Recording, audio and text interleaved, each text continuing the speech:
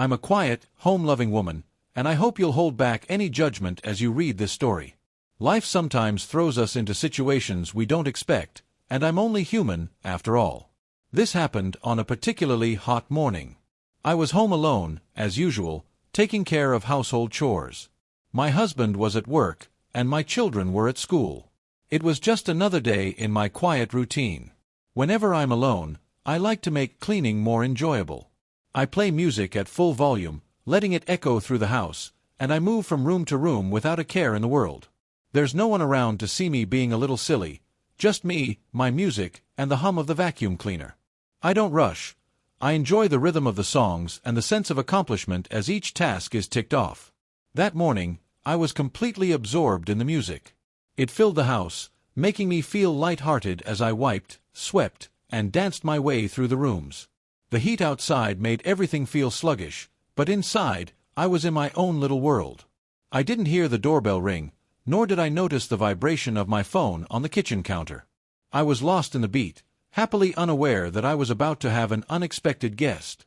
It wasn't until later that I realized my husband's friend, Alan, had stopped by to return a lawnmower we had loaned him. When he got no answer at the door, he decided to leave it in the backyard. But as he walked past the dining room window, something stopped him in his tracks. Me, dancing in my cleaning clothes, completely oblivious to his presence. Alan stood at the window, watching me for a moment. I was twirling and singing along to the lively music, lost in my routine. My clothes were casual and comfortable, just enough for the heat of the day and the chores I had to finish. He didn't knock or call out, unsure if he should interrupt the moment.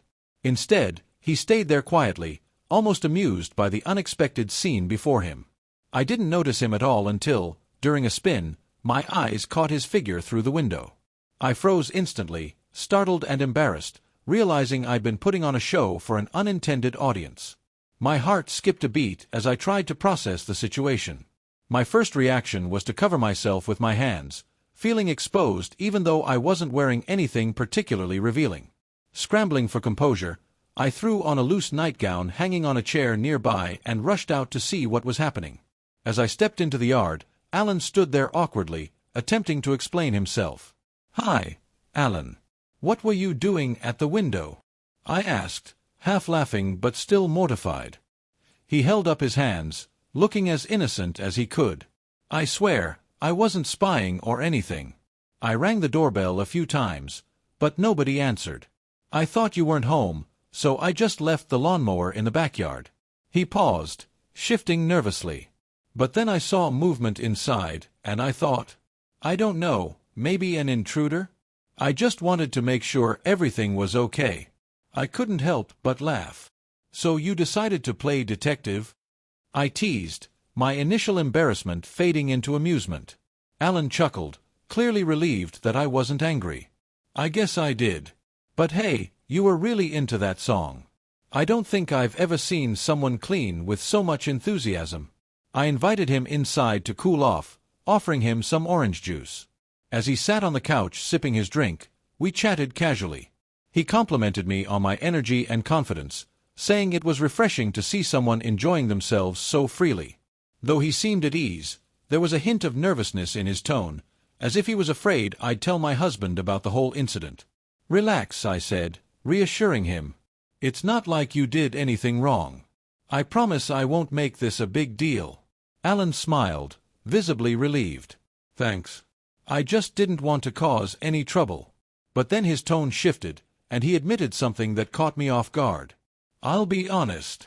I couldn't stop thinking about what I saw. You seemed so carefree, so happy. It's rare to see that kind of joy."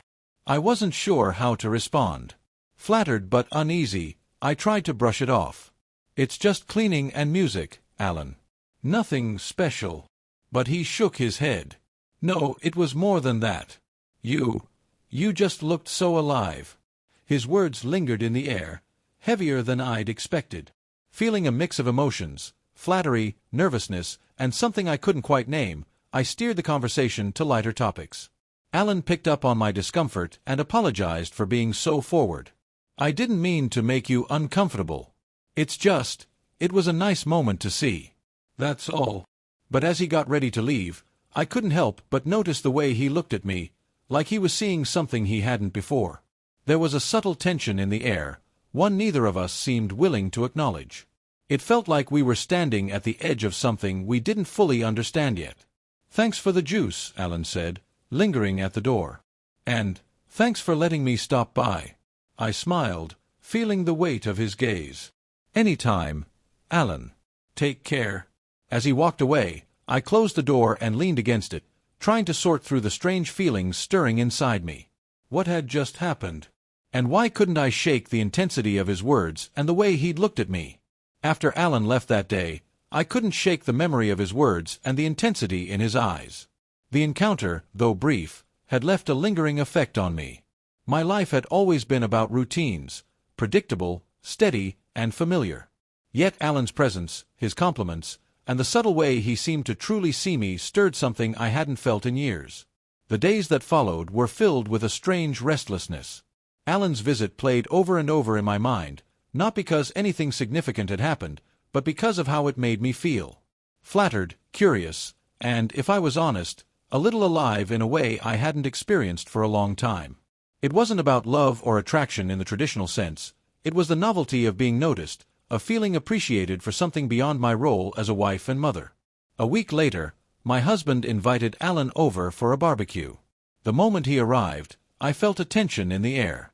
It wasn't overt, but it was enough to make me hyper-aware of his presence. Throughout the evening, I busied myself with hosting duties, avoiding any prolonged interactions with him. Yet, every now and then, I'd catch his eyes lingering on me, and each glance sent a rush of heat through me. As the night wore on, the house began to quiet. While the men chatted in the backyard, I went inside to prepare dessert. The solitude of the kitchen offered a moment to gather my thoughts, but it was short-lived. Alan came in, ostensibly for another drink, and suddenly the room felt smaller. The air between us was thick with unspoken feelings, the kind that neither of us dared to voice fully. Alan didn't say much, but his presence spoke volumes. There was something about the way he looked at me, like he saw something I didn't even recognize in myself. It was unnerving and exhilarating all at once. I felt a mix of emotions I hadn't allowed myself to feel in years: curiosity, guilt, and a flicker of excitement. As he lingered, the unspoken tension grew. My thoughts raced, tangled between the thrill of his attention and the reality of what his presence represented. I felt myself drawn to the idea of being seen in this way, of breaking free from the monotony of my routine, even if just for a moment. But reality had a way of grounding me. The sound of footsteps approaching the kitchen broke the spell, and Alan retreated, leaving me to compose myself. My husband entered, oblivious to the charged atmosphere that had just filled the room. I smiled and carried on, but my heart was pounding in my chest. That night, long after everyone had left, I lay in bed staring at the ceiling. My husband was sound asleep beside me, but my mind was far from quiet. I felt torn between the safety of my familiar life and the dangerous allure of the feelings Alan had awakened. It wasn't about love or betrayal. It was about rediscovering a part of myself I hadn't realized was missing. I knew I hadn't crossed any lines, but the fact that I was even questioning it filled me with guilt.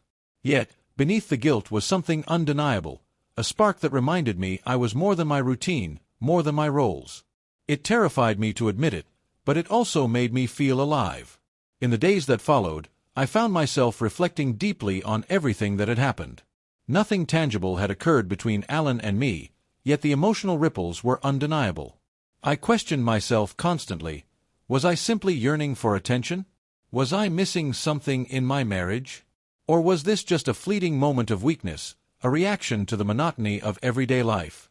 I began to notice my husband more, to think about the small moments we'd shared over the years that had been overshadowed by routine. His steady presence, his quiet care, his way of keeping things grounded, they were things I had taken for granted.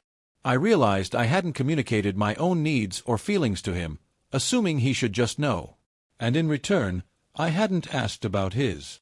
One evening, as we sat together after dinner, I turned to him and said, "Do you think we've been stuck in a routine? Like we've forgotten how to really see each other?" He looked at me, surprised, then nodded slowly. "I guess life just happens. But yeah, maybe we have." That conversation was the first step toward something new, something better.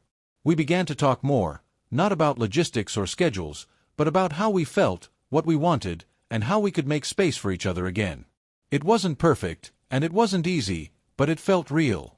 As for Alan, he remained a lingering thought for a while, but the more I focused on my husband and our life together, the less weight those feelings carried. I came to understand that Alan wasn't the issue. He was simply a mirror reflecting parts of myself I'd ignored for too long. Looking back, I'm grateful for what the experience taught me. It reminded me that even the strongest relationships need care and attention. It showed me the importance of speaking up about what I need and listening to what my partner needs in return. And most importantly, it reminded me of who I am beyond the roles I play. Sometimes, life sends unexpected reminders to wake us up. It's what we do with those moments that matters. If you found this story relatable or thought-provoking, share your thoughts in the comments. Don't forget to subscribe, like, and share this channel for more stories and reflections. It's free and makes a big difference. See you next time.